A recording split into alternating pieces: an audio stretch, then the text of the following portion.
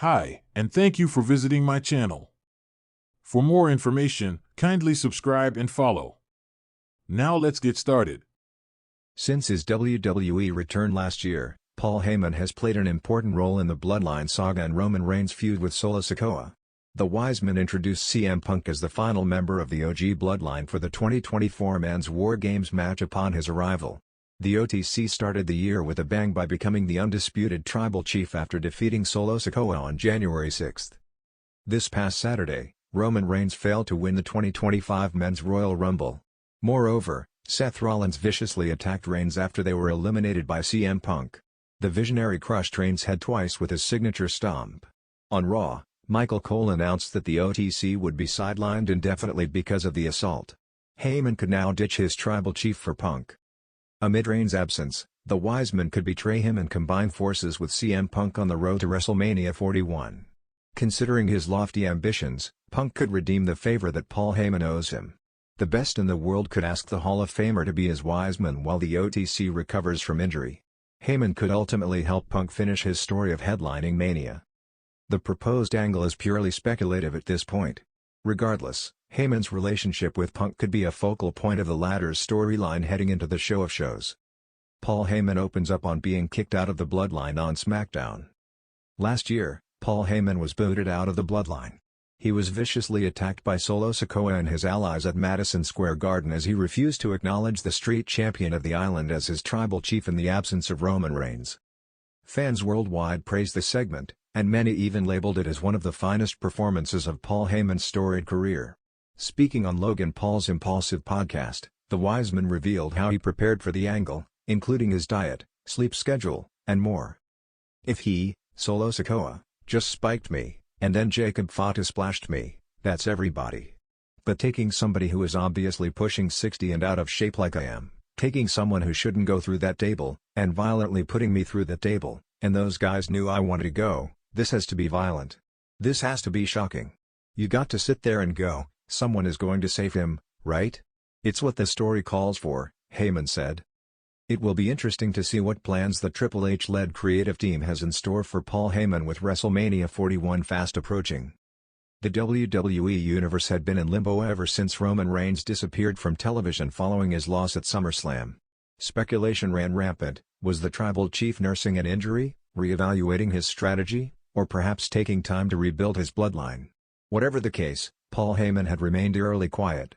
That was, until WWE SmackDown's return to Madison Square Garden, where he was advertised for a major announcement. The Bloodline's crumbling foundation. The absence of Reigns had left Solo Sikoa at the helm of the Bloodline, but it was clear the group was struggling.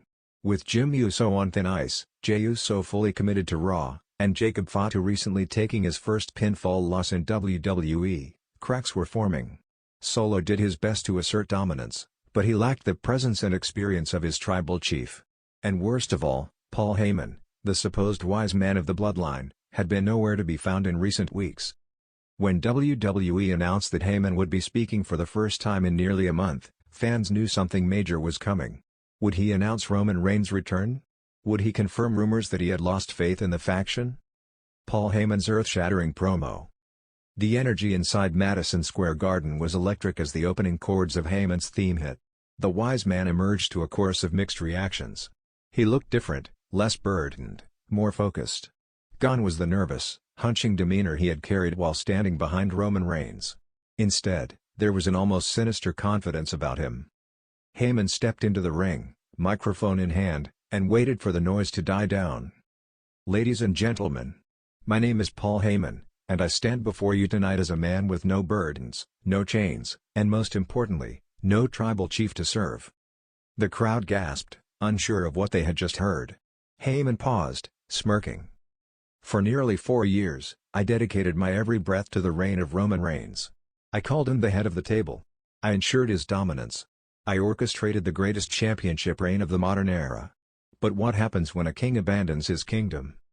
The camera cut to the Bloodline's locker room, where Solo Sikoa and Jimmy Uso watched in disbelief. "Roman Reigns has chosen to stay away. And me? I am a wise man, not a babysitter.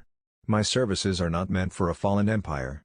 My genius is not wasted on a dynasty in decline. The Bloodline is dying, and I will not sink with the ship." The boos grew louder as Heyman paced the ring, absorbing the moment. "So, to all of you who ask, Paul, where do your loyalties lie? My answer is simple. My loyalty has always been to greatness. And since greatness no longer resides in the bloodline, I have found a new client. Someone bigger, stronger, more ruthless, and most importantly, more present." The arrival of Heyman's new client. The anticipation reached a fever pitch as Heyman pointed to the entrance ramp. "Allow me to introduce the future of WWE, my new client, Braun Breaker." The arena erupted as the former NXT champion's music blared through the speakers.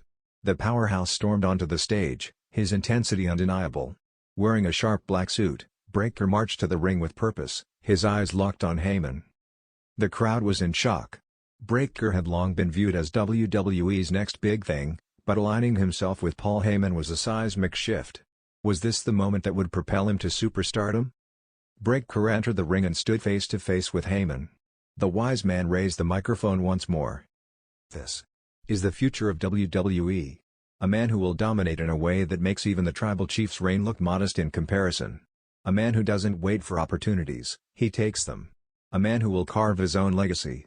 And under my guidance, Braun Breaker will become something Roman Reigns never could be. Unquestionable." The disrespect toward Reigns was clear, and the tension in the building was palpable. Breaker took the mic, his voice filled with determination. "Paul Heyman didn't come to me. I went to him.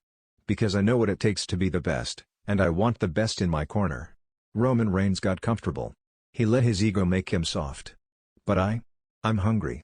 And I don't just want to be the top guy in WWE, I want to end anyone who gets in my way." Breaker slammed the microphone down as Heyman clapped proudly. The message was sent, Paul Heyman had moved on, and he believed his new client would surpass Roman Reigns. The Bloodline's response. Backstage, Solo Sikoa and Jimmy Uso were furious. Solo clenched his fists, pacing as he muttered, "That's it. That's it." Jimmy, on the other hand, looked more conflicted. "So that's how it is? He just bails on us?" Solo didn't hesitate. "We ain't gonna let that slide." Later that night, Solo and Jimmy stormed the ring, demanding Heyman and Breaker return. But instead of a direct confrontation, a message played on the Titantron. It was Heyman, seated at a lavish table, Breaker standing beside him. "Oh, Solo. You think you can intimidate me? You think the Bloodline still holds power? I made Roman Reigns the most dominant champion in history. You're a child playing dress-up. And as for Jimmy? You already abandoned your family once. How long before Solo does the same to you?" Breaker then stepped forward, delivering a chilling promise. "If you want to come after me, be my guest. But I don't play the Bloodline's little games. I break people. You too? You're just names on my list." The video cut out, leaving Solo and Jimmy fuming in the ring. What's next? Paul Heyman had officially turned his back on the Bloodline, and in doing so, he had unleashed a new monster onto WWE. Braun Breaker, with Heyman in his corner, was destined for superstardom, and with Roman Reigns still absent, there was no one to stop him. But when Reigns did return, what would he have to say? Would he come back for revenge against Heyman? Or would he see Breaker as the ultimate challenge? One thing was certain, Paul Heyman had once again changed the landscape of WWE. And for the Bloodline, things would never be the same.